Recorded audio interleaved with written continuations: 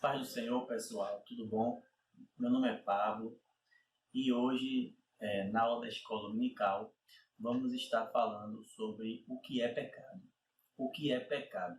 Esse tema é um tema muito recorrente, não só com novos convertidos, tá? Mas com todo o povo de Deus, não apenas pela pergunta central, o que é pecado, mas por todas as outras perguntas derivadas que ela traz, né? De onde surgiu o pecado, como surgiu o pecado, quem foi o primeiro ser a pecar, Deus criou o pecado. Então, todas essas perguntas, essas indagações surgem a partir dessa primeira pergunta: o que é pecado? Eu gostaria de convidar você a abrir a sua Bíblia no livro de 1 João, capítulo 3, versículo 4. Vamos fazer a leitura da palavra de Deus. Todo aquele que pratica o pecado também transgride a lei, porque o pecado é a transgressão da lei. Então, respondemos a nossa pergunta: o que é pecado? Pecado é a transgressão da lei. Mas que lei é essa?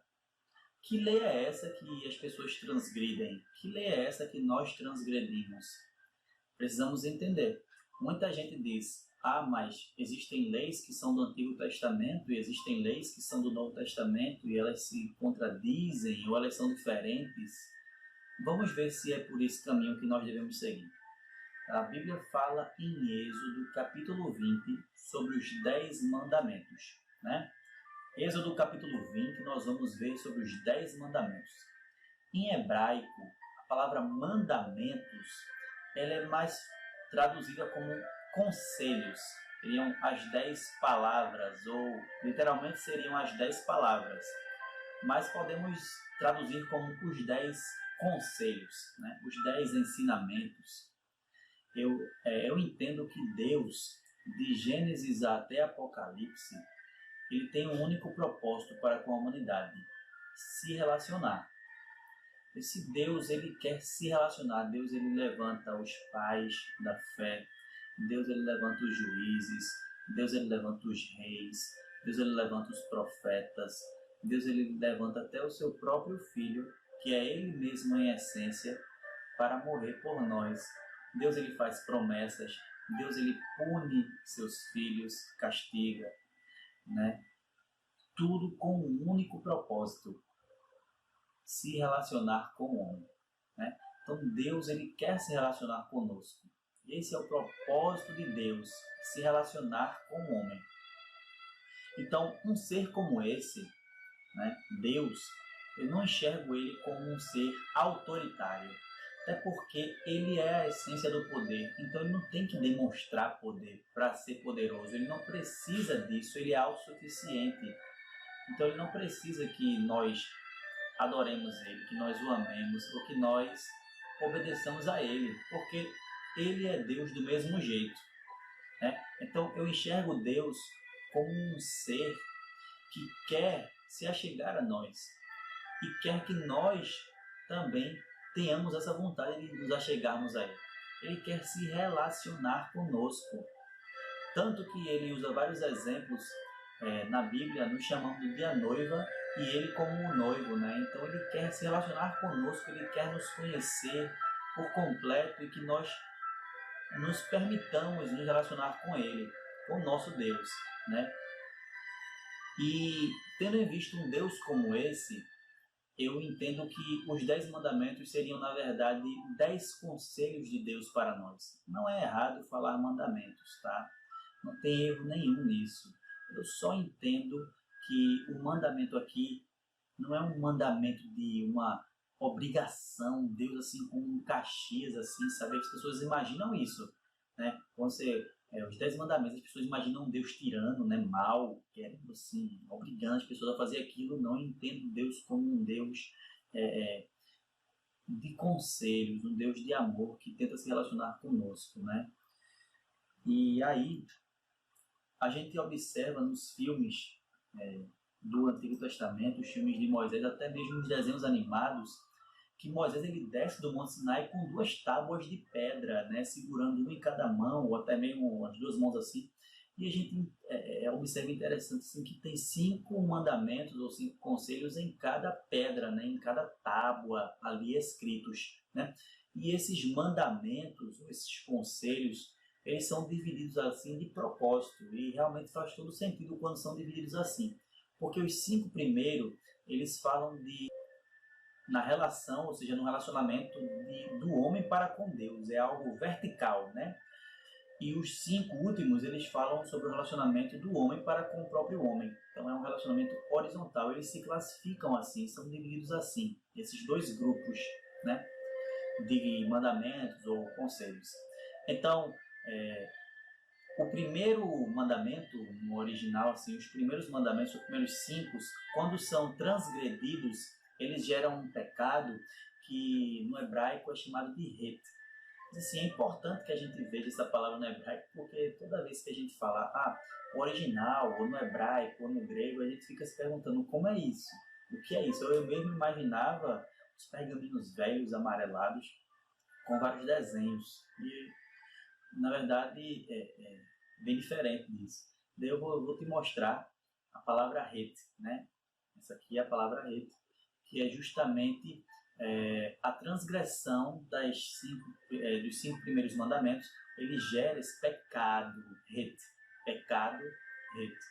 Esse pecado, ele é aquele pecado que nós conhecemos, que nós ouvimos nas pregações, ou nas EBF, quando era mais novo, que é aquele errar o alvo, né? Mudar o caminho, mudar o sentido. A palavra het é o pecado contra Deus, e esse pecado, ele traz como consequência um conceito muito forte que eu acho que explica muito esse het, que é deixar de ganhar algo em sua totalidade. Tá? Essa palavra het. Em contrapartida, nos últimos 5, quando são transgredidos, a palavra é avon. A palavra é essa daqui, avon. Tá? E esses pecados que o homem comete contra o próprio homem, ele traz consigo o mal do século, que é a depressão. Porque veja bem, pecar contra Deus, você pode se arrepender, o Espírito Santo te toca, você se arrepende, e Deus ele está preparado para te perdoar antes mesmo de você se arrepender. Deus já está esperando para te perdoar, né? E quando o pecado é contra outras pessoas, como nós, falhas, é muito mais difícil porque as pessoas não estão prontas a nos perdoar.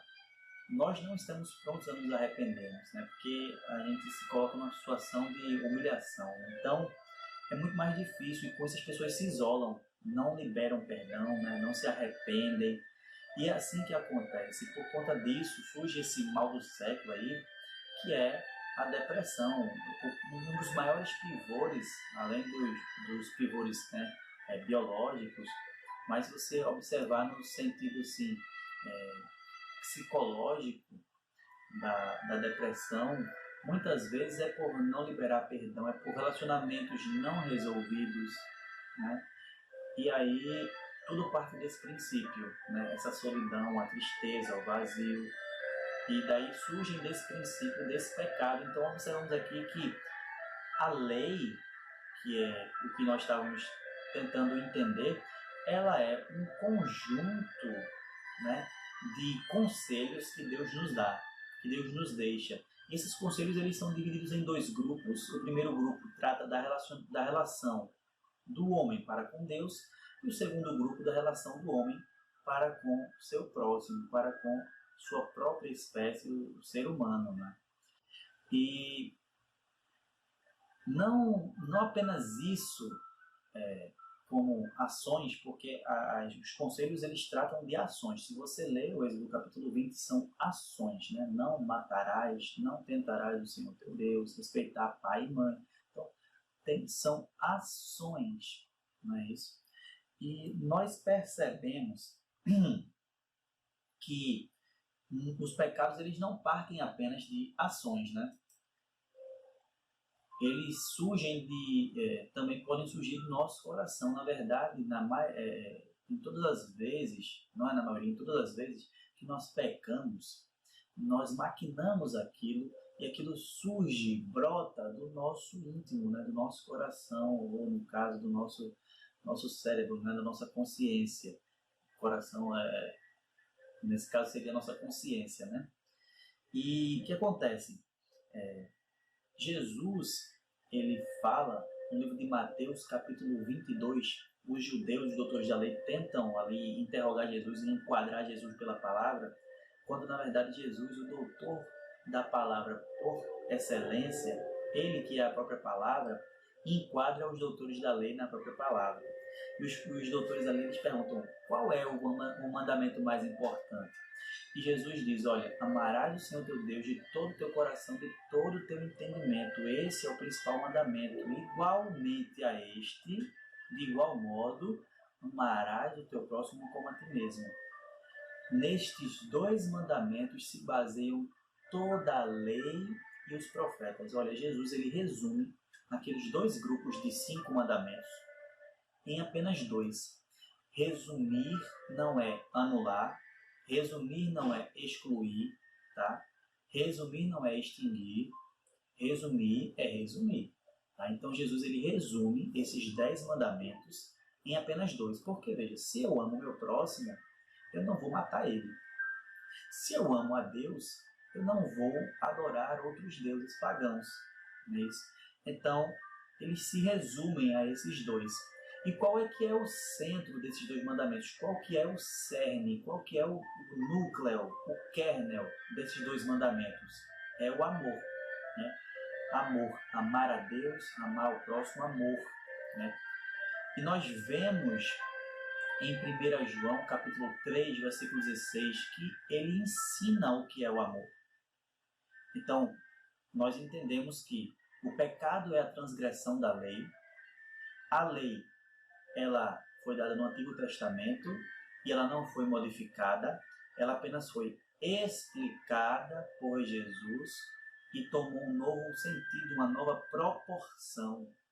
Jesus explica aqui, que o pecado está em não praticar o amor, seja ele para com Deus ou seja ele para com o meu irmão.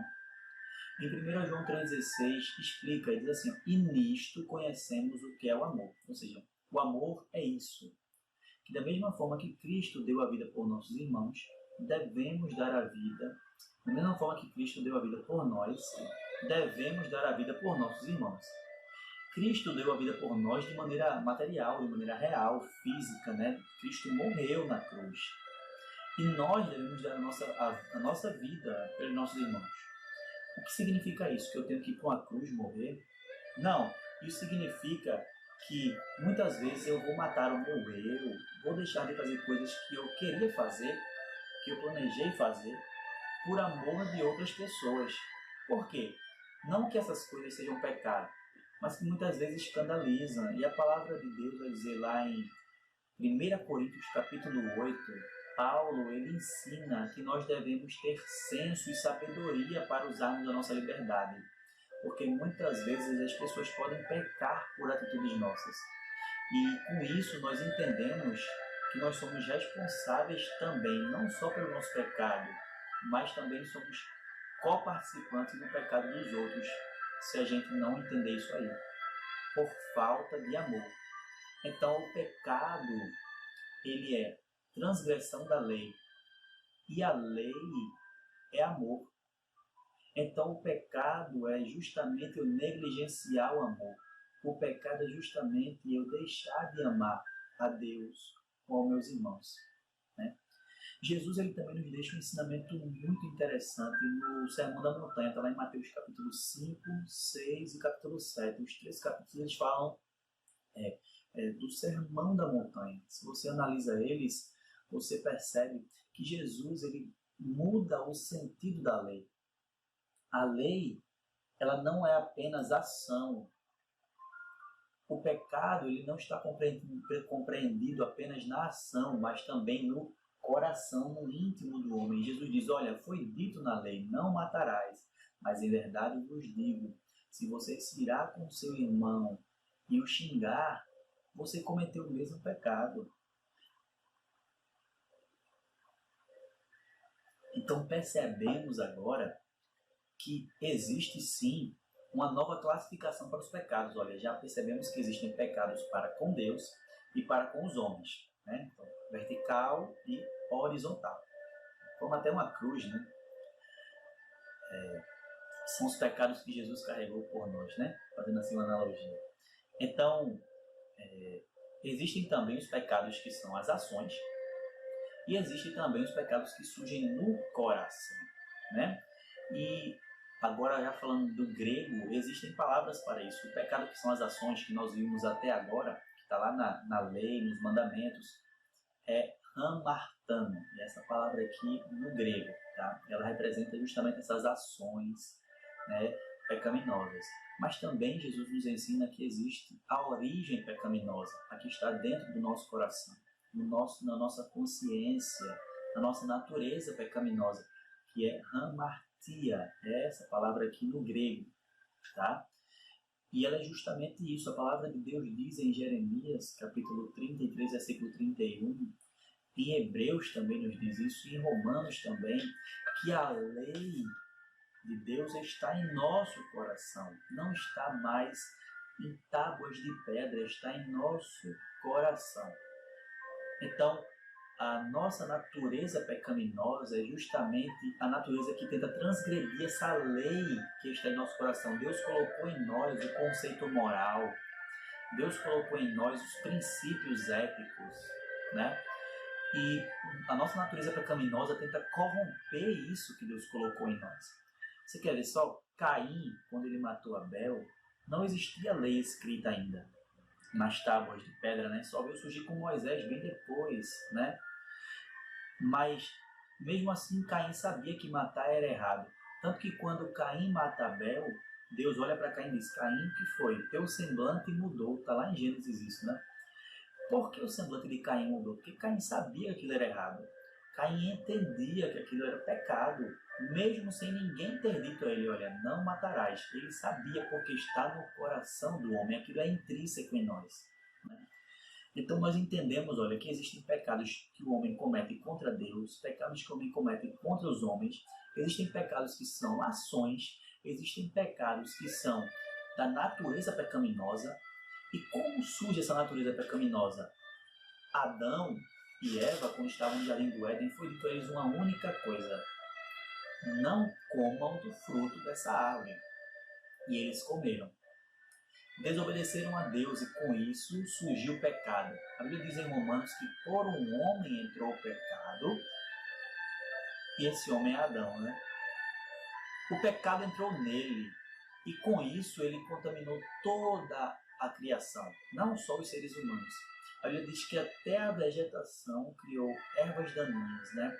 Sofreram, né, espinhos. Toda a criação sofre com o pecado, né? Então quer dizer que nós pecamos por causa de Adão? Não, nós temos a natureza pecaminosa por causa de Adão, mas nós pecamos por causa de nós mesmos, tá? Nós pecamos por causa de nós mesmos. A culpa não é só de Adão, a culpa também é nossa. Nós somos pecadores, tá? Então, Pablo, se nós pecamos, qual é a diferença então entre os cristãos e os não cristãos, já que todo mundo peca? Vamos abrir a Bíblia em 1 João capítulo 3, no verso 8 ao verso 10. A Bíblia diz assim, ó: aquele que pratica o pecado procede do diabo, porque o diabo vive pecando desde o princípio. Para isto se manifestou o Filho de Deus, para destruir as obras do diabo. Todo aquele que é nascido de Deus não vive na prática do pecado. Não vive na prática do pecado. Pois o que permanece nele é a divina semente. Ora, se não pode viver pecando, porque é nascido de Deus. Nisto são manifestos os filhos de Deus e os filhos do diabo, ou os cristãos e os não cristãos. Tá? Todo aquele que não pratica a justiça não procede de Deus, nem aquele que não ama a seu irmão. Então perceba, a diferença entre o cristão e o não cristão não está no pecado, mas na prática do pecado. Essa prática do pecado aqui é justamente você viver dissolutamente pecando sem ter consciência disso, sem ter peso na consciência, como a gente fala, sem se arrepender. Por que um não cristão não consegue se arrepender? Porque ele não possui o Espírito Santo. A Bíblia diz que quem convence o homem do pecado, da ira e do juízo de Deus é o Espírito Santo. Então, se o não cristão não aceitou a ação do Espírito Santo, não aceitou a Jesus, o Espírito Santo não habita nele. A Bíblia diz em Efésios que o selo, o penhor, a garantia da nossa salvação é o Espírito Santo. Então, Deus colocou o Espírito Santo em nós. Jesus, quando subiu, ele não nos deixou órfãos.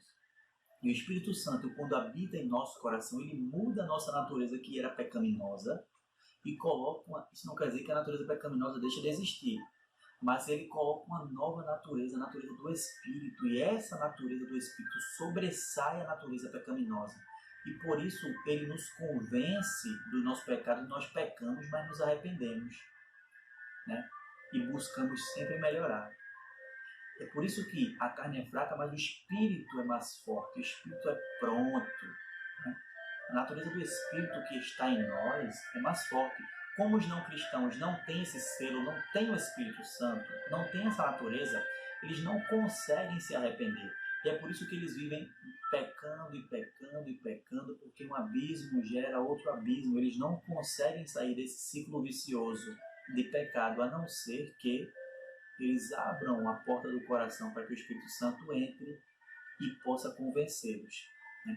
Então nós entendemos aqui que existem pecados que são contra Deus, pecados que são contra os homens. Nós entendemos aqui também que os pecados eles são ações, mas que eles também surgem do nosso coração, né? Nós entendemos a diferença entre os cristãos e os não cristãos, a pecar e a viver em uma prática constante de pecados, né? Então nós entendemos isso tudo, mas a gente precisa também entender que aos olhos de Deus todo pecado é pecado. As classificações do pecado elas servem apenas como para a gente entender, porque existem pecados que têm punições diferentes, né? A gente observa, por exemplo, na própria Constituição brasileira, se a gente rouba uma coisa ou se a gente, uma pessoa mata uma outra pessoa, as punições são diferentes, né? O rigor da lei é outro, né? Para crianças ou para adolescentes, mas diante dos olhos de Deus, todo pecado é pecado, né? E aí eu queria, para concluir, responder duas perguntas que são pertinentes a esse tema, sobre o que é pecado.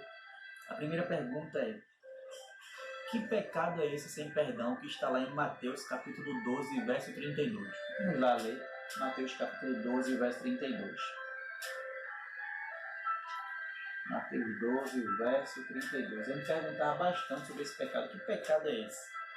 Na minha adolescência eu me perguntava bastante. Diz assim, ó: se alguém proferir alguma palavra contra o Filho do Homem, ser-lhe-á isso perdoado. Mas, se alguém falar contra o Espírito Santo, não lhe será isso perdoado, nem neste mundo, nem no porvir. Falar algo contra o Espírito Santo, pecado contra o Espírito Santo, blasfêmia contra o Espírito Santo, em algumas interpretações vai dizer assim. O que é isso? É xingar ele? É falar mal dele? Na verdade, não. Blasfêmia contra o Espírito Santo é negar a ação regeneradora do Espírito Santo.